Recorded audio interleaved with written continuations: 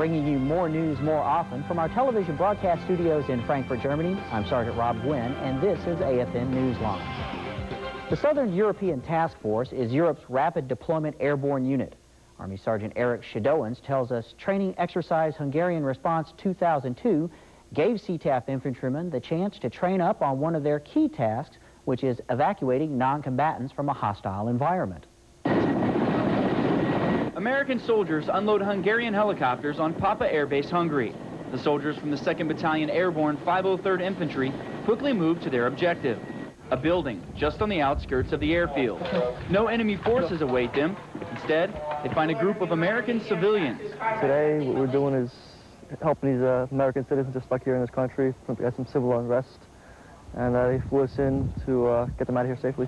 A non-combatant evacuation operation, or NEO, is a very real type of mission for the soldiers from CTAF. Well, it's a lot more interesting than just doing straight training and just doing battle drills over and over again. So, anything can happen. Other American soldiers dressed in civilian clothes with fake identities and even injuries help add to the realism of the training. We got into a car wreck when we got the alert on the way to the embassy, so I have a broken leg.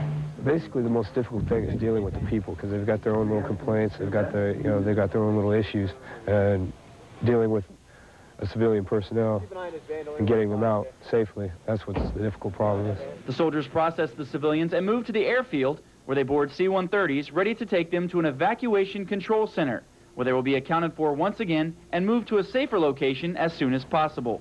Reporting from Kecskemét Air Base, Hungary, Army Sergeant Eric Shadowans, AFN News.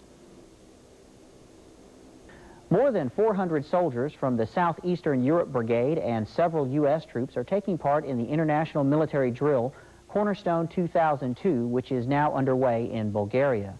And the training runs through the end of July. And in another note from the Balkans, American troops have completed their mission at a seaport in Romania.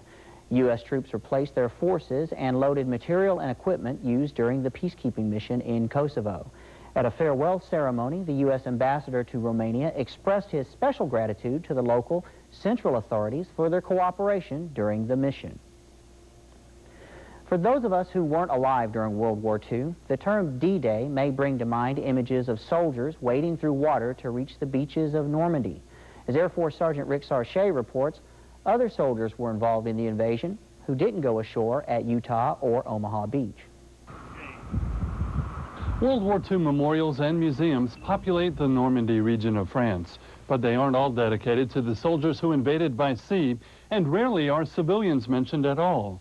Raymond Paris, just 19 at the time, worked for the French resistance as a specialist in counterfeiting official papers. I worked for a notary, and a German section used the same building at the time. I used to walk through their office to get notes in our archives.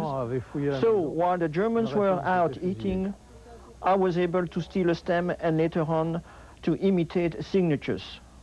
On June 5th, he received a coded message via Radio London saying the liberation would come soon. Beginning on the evening of June 5th, 1944, more than 15,000 paratroopers from the 82nd and 101st Airborne Divisions began their air assault of the St. Mary-Glise area. Now, waiting for them on the ground were 30 German riflemen shooting the paratroopers out of the sky and after they landed. Behind me is the 82nd Airborne Museum, dedicated to the memory of those paratroopers. Inside you'll find all kinds of stuff, personal photographs, field rations, and a Waco glider.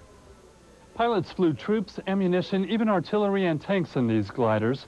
The museum is built around one of the original gliders to fly into the area. Many factors came into play to help make the Allied invasion a success. Sometimes forgotten, though, are the resistance fighters like Raymond Paris, who faced the enemy daily. I think I was very lucky at the time. If the Germans had known and searched the house, my entire family would have been killed. From St. Mary-Glise, France, Air Force Sergeant Rick Sarche, AFN News. And that's Newsline for now. If you have questions, comments, or a story idea for us here at Newsline, just send an email to newsline@afn.frankfurt.army.mil. I'm Sergeant Rob Gwin, and your AFN Primetime lineup is next.